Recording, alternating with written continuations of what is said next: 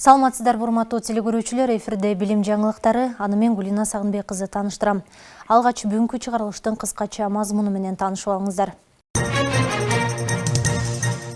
Биринчи класстар үчүн табигый илимдер «Мен жана дүйнө» китеби басылып чыкты.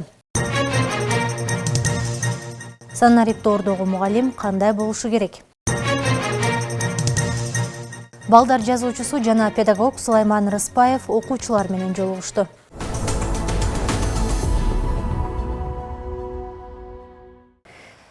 Биринчи класстар үчүн жаңы муундагы табигый илимдер «Мен жана дүйнө» окуу методикалык комплекси жарык көрдү. Бул тууралуу Агартуу министрлигинен билдиришти. Жаңы китепти кыргыз жана орус тилинде окуган класстар колдонот. Аталган окуу методикалык комплексте окуу китеп, иш дептери жана методикалык колдонмо камтылган. Ал министрликке караштуу окуу китеби басма үйүндө даярдалып, Учкун басмаканасында 295.880 нускада басылды.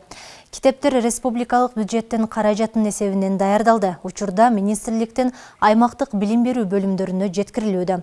Андан ары китептер мамлекеттик жана муниципалдык жалпы билим берүү уюмдарына бөлүштүрүлөт.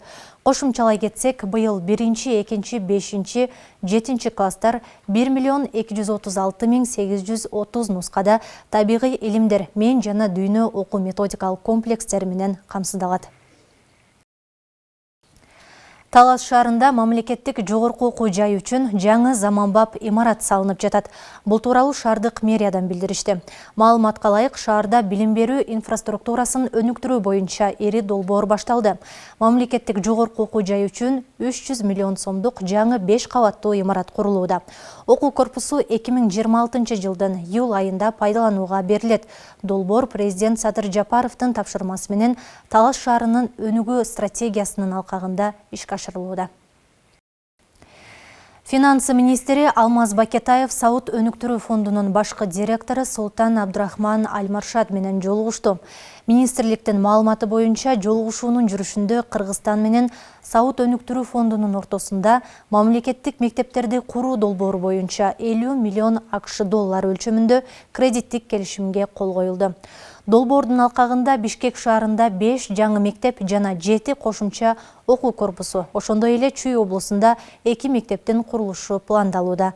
Бул объекттердин сыйымдуулугу 150дөн 1000 окуу орунга чейин ылайыкталат. Жолугушуунун жыйынтыгында тараптар өз ара пайдалуу өнөктөштүктү мындан ары да бекемдөөгө даяр экенин билдирип, Кыргызстанды социалдык экономикалык өнүктүрүүгө өбөлгө боло турган эки тараптуу долбоорлорду ишке ашыруу боюнча тыгыз кызматташууну улантуу ниетин билдиришти.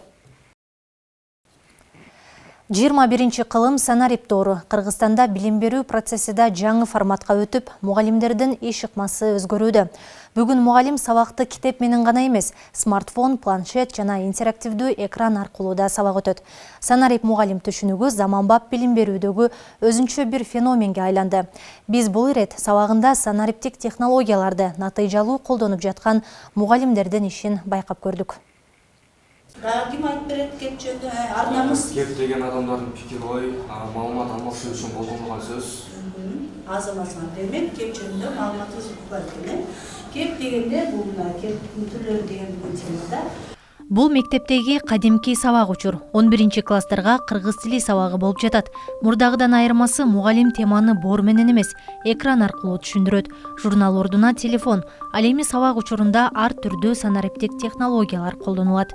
Башкача айтылганда айтылган сөз, сүйлөнгөн кеп бул оозеки жана жазуу түрүндө колдонулушат. Кептин түрлөрүн түшүндүрүп жаткан мугалим Нуржамал Алибаева ар бир сабагында санариптик ыкмаларды колдонууну адатка айланткан. Айтымында слайдчы видео аркылуу өткөрүлгөн сабактарда окуучулар теманы тезирээк жана тереңирээк өздөштүрүшөт.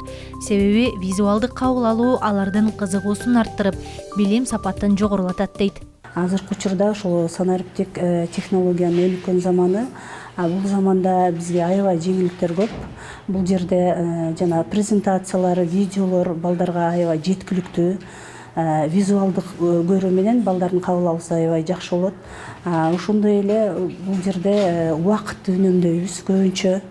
Балдар, азыр силерге бүгүнкү сабак боюнча сабактын жыйынтыктап Google Docs тиркемеси боюнча силерге азыр мен шилтеме жиберем. Ошол шилтеме аркылуу кирип, бул жердеги суроолорго жооп берсеңер болот. 45 мүнөттүк сабакта ар бир окуучу менен өзүнчө кайтарым байланыш жүргүзүү кыйын. Бирок электрондук тесттер бул көйгөйдү жеңилдетти. Сабактын соңунда Нуржамал эжеке тестти ар бир окуучунун телефонуна жөнөтөт.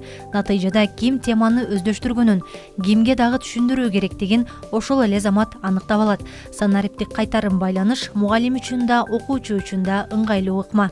Бизде көбүнчө окуучулар колго тургөнгө уялып же болбосо жетишпей калабыз. Ошондуктан бизге шилтеме формасында, документ формасында жооп бергенге ыңгайлуу жана тезирээк болот. Ал эми көп жылдык тажрыйбасы бар Айнура Кенжебаева электрондук журнал ыңгайлуу экенин белгиледи. Сабактан кийин журнал толтуруу менен убара болбойт. Баалар автоматтык түрдө электрондук система аркылуу коюлат. Бул ыкма убакытты үнөмдөп гана койбостон, баалоо процессин так жана ылдам жүргүзүүгө жардам берет. Сабактагы аяктап баратат, ошон үчүн биз азыр балдарымда бааларды коюмда. Мурун бизде журнал бар эле да, бул кызыл журналдарыбыз азыр электрондук журнал болуп бизге ыңгайлуу болуп калды. Муну ачабыз,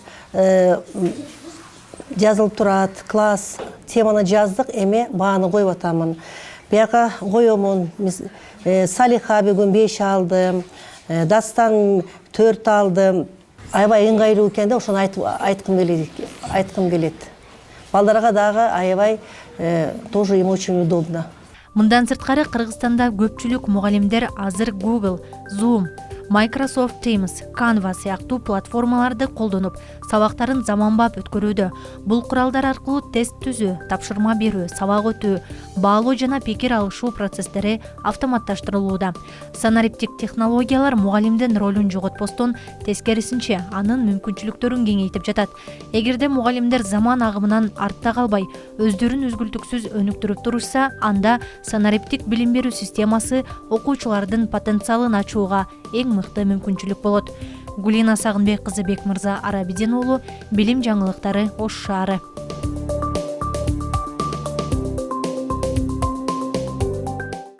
Мугалимдер күнүнө арналган иш-чаралар уланууда. Анын алкагында Талас облусундагы ардактуу кесип ээлерине акчалай сыйлыктар тапшырылды.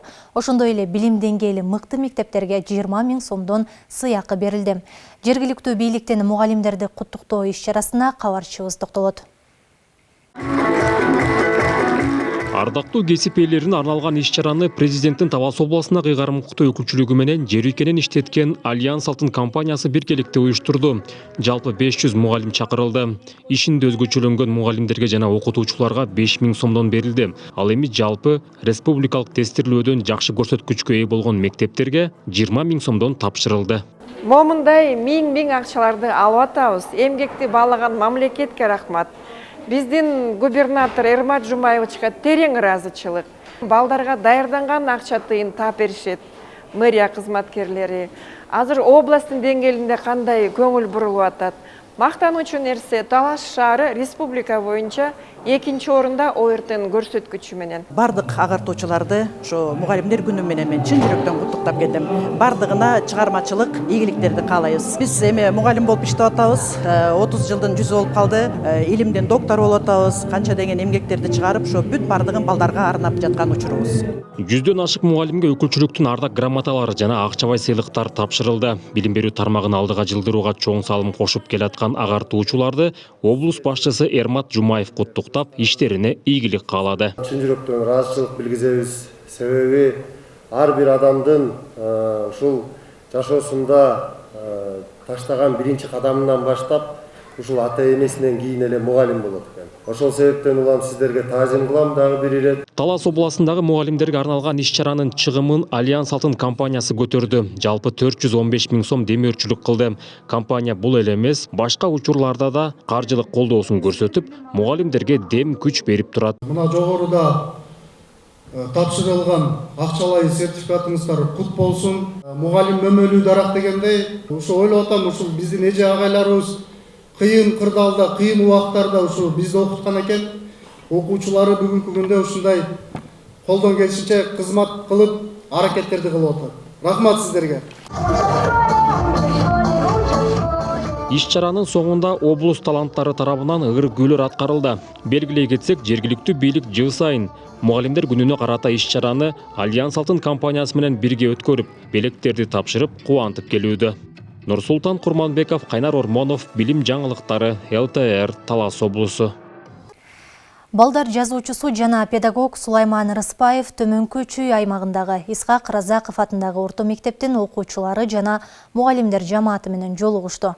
Жолугушуу жандуу өтүп, Рыспаевдин жомокторун окуп билген окуучулар үчүн өзгөчө маанай жаратты. Кененирээк Нурсултан Нурлановдун материалында. Жомокко ишенип, жомокто жашаган окуучулар окуган жомокторунан жаралган суроолорунун жообун автордун өзүнөн сурап алуу максатында мектеп мугалимдеринен балдар жазуучусу Сулайман Рыспаевди чакырып берүүсүн өтүнгөн. Мектептин жолдогон каты автордун колуна жетип, бул күн өзгөчө майрамга айланды. Алгач эле балдар жазуучусу алипеден тамгаларды үйрөнүп баштаган окуучулардын классына баш бакты. Ким жакшы окуйт? Ким начар окуйт?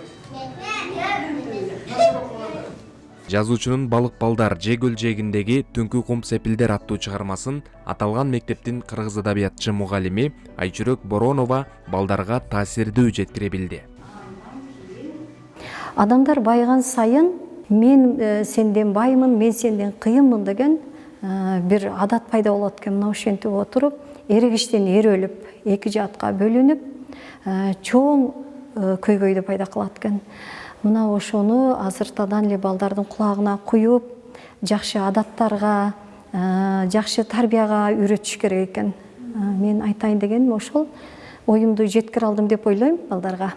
Бул жомоктун бизге аябай таасири чоң болду. Сабак аягына жеткенден соң чыгарма туурасында окуучулар авторго өз суроолорун узатып, жоопторун алышты.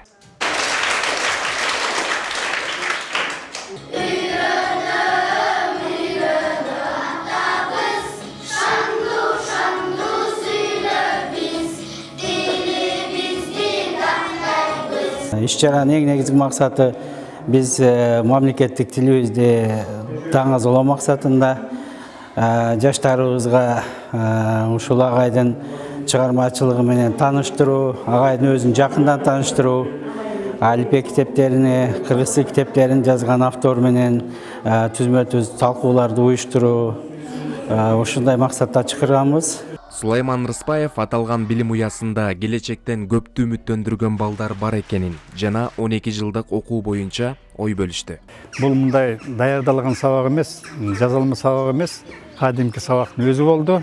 Ошон үчүн балдардын баягы суроо берүүлөрү, талкуулары мындай реалдуу болду деп эсептейм. Мугалимдин сабагы дагы ушундай реалдуу болду. Эми мына 12 жылдыктын босогосунда турабыз.